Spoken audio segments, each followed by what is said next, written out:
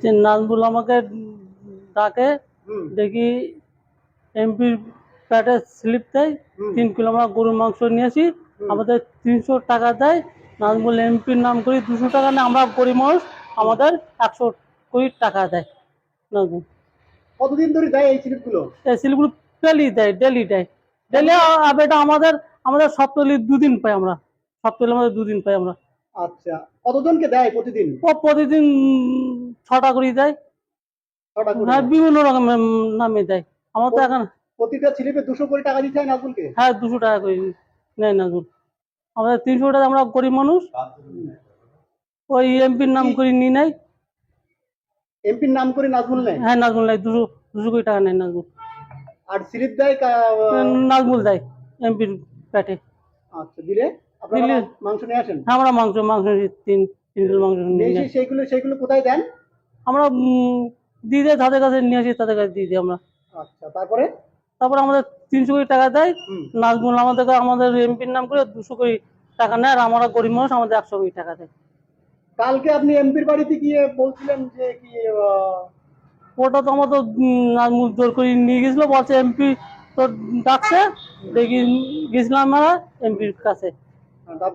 তারপর যেই আমার বললাম আমার এই ব্যাপার। এমপি কি বলছে?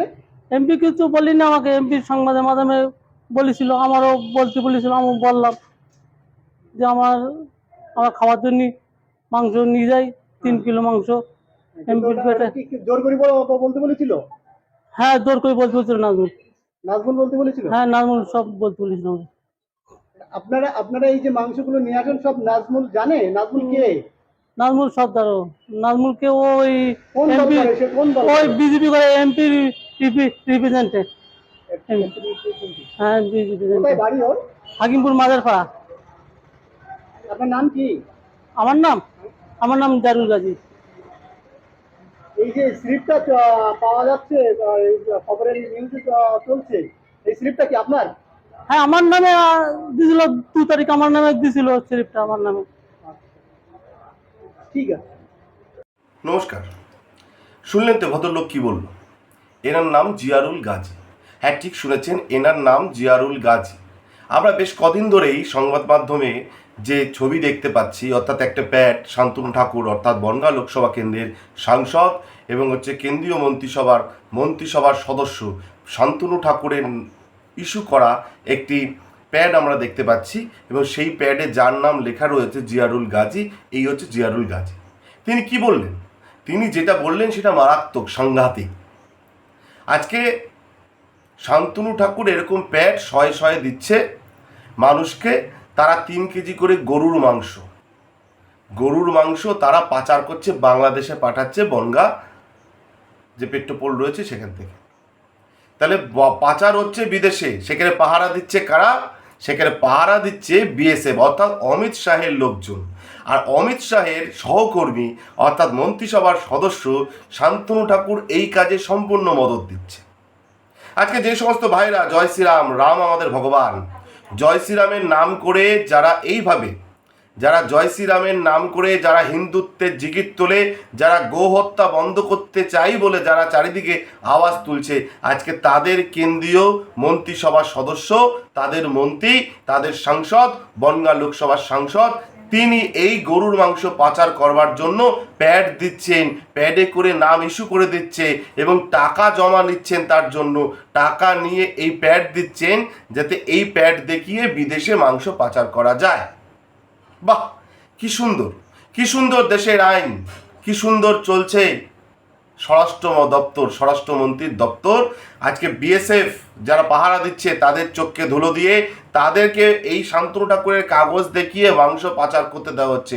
আজকে আমি তো সেই ভক্তদের বলবো যারা জয় শ্রীরাম করে বিজেপির জয়ধ্বনি দেন, তাদেরকে বলবো আপনারা প্রতিবাদ করবেন না। গোমাংস পাচার হচ্ছে, তার পাচারের সহযোগিতা করছে কেন্দ্রীয় মন্ত্রিসভার মন্ত্রী। লজ্জা লাগছে আমাদের। আমি নিজে বনগাঁ লোকসভা কেন্দ্রের বাসিন্দা, আমার লজ্জা লাগছে বলতে, তিনি আমাদের সাংসদ, কেন্দ্রীয় মন্ত্রিসভার তিনি সদস্য, তার নেতৃত্বে পাঠানো হচ্ছে বাংলাদেশে, অর্থাৎ বিদেশে মাংস পাচার করা হচ্ছে, গরুর মাংস। ধিক্কার জানাই বিজেপিকে। এই মুহূর্তে এক্ষুনি শান্তনু ঠাকুরকে বরখাস্ত করা হোক কেন্দ্রীয় মন্ত্রিসভা থেকে। দেখব কত ক্ষমতা রয়েছে বিজেপির। আজকে মতুয়াদের, যারা মতুয়া ভাই বোন রয়েছেন, আপনারা তাকে তো গুরুদেব মানেন, এই তো তার চরিত্র সবার সামনে ওপেন হয়ে গেছে। আজকে বলতে হবে, জবাবদিহি করতে হবে। যেটা ঘটেছে, যেটা সংবাদ মাধ্যমে দেখা যাচ্ছে, সোশ্যাল মিডিয়ায় দেখা যাচ্ছে, শান্তনুবাবুর কোনো বিবৃতি পাওয়া যাচ্ছে না। শান্তনুবাবুকে এর জবাবদিহি করতে হবে বাংলার মানুষের কাছে, ভারতবর্ষের মানুষের কাছে। আপনি ভারতবর্ষের মন্ত্রিসভার সদস্য, আর আপনারা যেভাবে বিভিন্ন জায়গায় আমরা দেখেছি এই গোমাংসকে নিয়ে বিভিন্ন অশান্তি গণ্ডগোল হয়েছে, আজকে আপনার মদতে গোমাংস পাচার হচ্ছে। নিশ্চয়ই যারা ভাই বোনরা রয়েছেন আপনারা সবাই এর প্রতিবাদ করবেন, সোচ্চার হবেন এবং অবিলম্বে শান্তনু ঠাকুরকে বরখাস্ত করার আবেদন আপনারাও করবেন।